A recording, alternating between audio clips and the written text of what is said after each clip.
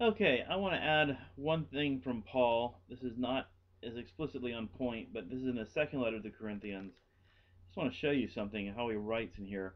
He writes, "For I feel a divine jealousy for you." All right, I feel God's jealousy for you, since I betrothed you to one husband to present you as a pure virgin to Christ. But I am afraid that as the serpent received Eve by his cunning, your thoughts will be led away astray from a sincere and pure devotion to Christ. Okay, you have a shade of bestiality in there. But the point is that Paul is still stuck on the creation image of heterosexual monogamy as being an image of God and his people. And when, since he believes Jesus is God and Jesus has joined with us as a true human being, he becomes the groom, all right, and the church is the bride. He says this also in Ephesians 5, and there he actually invokes also Genesis. He quotes from Genesis, flesh of my flesh, bone of my bone. In any case, he he sees the world in this way, and that leads us to the last thing I want to say in what we call the New Testament, Revelation. We start with Genesis, we end in Revelation. We start with a marriage and we end with a marriage. Right at the end of Revelation, John says, "I saw the holy city, New Jerusalem, coming down out of heaven from God, prepared as a bride adorned for her husband." So again, heterosexual monogamy is the ideal from Genesis to Revelation. That's the norm. There's a comparison there, right? The man said, "This shall be bone of my bones, flesh of my flesh. She shall be called woman because she was taken out of man." So you have this kind of beginning to end ethos in the Bible. Now, what's missing from this video series? Well, what's missing is what you get typically in what I've read in accounts of how to dismiss this if you're a Christian. I've skipped Leviticus and the dietary laws. I've skipped both civil punishments and I've skipped some other stuff. Well, okay, why am I skipping the dietary laws? Because nothing about shellfish changes the moral vision of heterosexual monogamy in the Bible.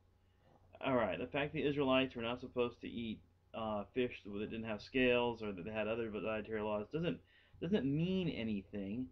Those dietary laws were for Israel and then abolished after Christ came, and they represented boundaries. So one kind of stood in for the other as a symbol of it.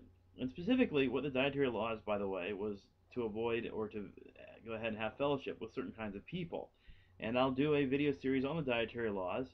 They can be studied, they can be understood in context. They're not just something you just use to say, well, look, the Bible is full of misinformation, so who cares what it says. Now, you may, in fact, believe the Bible is full of misinformation, and okay, but what I'm saying is the dietary laws aren't proof of that. They're not some kind of special place where you can just say, well, these don't make any sense. They do make sense. Lots of people have written commentaries about them, and they fit into the picture. And the fact that prohibition is no longer in place doesn't change the consensus from Genesis to Revelation. All right, that's one. A second thing that's missing from this video series is polygamy. And that's because obviously the ideal of creation and the ideal in Paul's letters and in the gospel is monogamy. Now, polygamy was tolerated temporarily, and that itself is worth another video series as to how that works and everything. It's kind of based on the principle a good man is hard to find, and that's no longer necessary now. Paul says if there's a widow, she should be taken care of in the church, so she'll be faithful to that. So there's other options now, and polygamy is, with the coming of Christ, polygamy is no longer tolerated. But again, there's no story of God created Adam and several wives.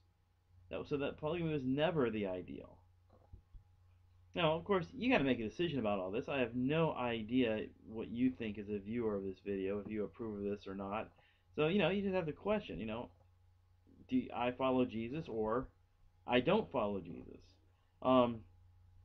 Lots of people don't follow Jesus, and I'm sure they have good reasons for doing so, or at least in their own mind. And, I'm not really saying what you should do. I'm just telling you what the Bible says. But what I do want to convince you of is that this is really not an intellectually honest option. I follow Jesus when I agree with him. All right, I think that really comes back to I don't follow Jesus. And this sounds a slightly less, sounds like slightly less of a dodge. I follow Jesus because I'm sure that he really agrees with me and the Bible just isn't accurate in relating him to me. In other words, the Bible contains misinformation about what Jesus said. But, again, we really don't have any access to Jesus, despite what we may have heard, other than what we've got in the Gospels and then in the surrounding material of the Bible. So, Jesus himself in the Great Commission, the end of Matthew's Gospel, Matthew 28, says, all authority has been given to me in heaven and on earth. Go therefore and disciple all the nations, baptizing them and teaching them to obey all that I've commanded you. So that's the program. Whether you want to sign on it or not, I can't tell you what to do. That's up to you. But I'm just saying, those are the basic binary choices, I think, are all you've got on this. I follow Jesus or I don't follow Jesus. Well, that concludes my presentation. I'll be going back. I don't know if I'll do some more in Romans first or start the Genesis chapter 1 again, but I just want to cover this because I think it's going to come up, and frankly, like I said, I will just refer to these video series, and that will suffice. Thanks a lot for your time and your patience.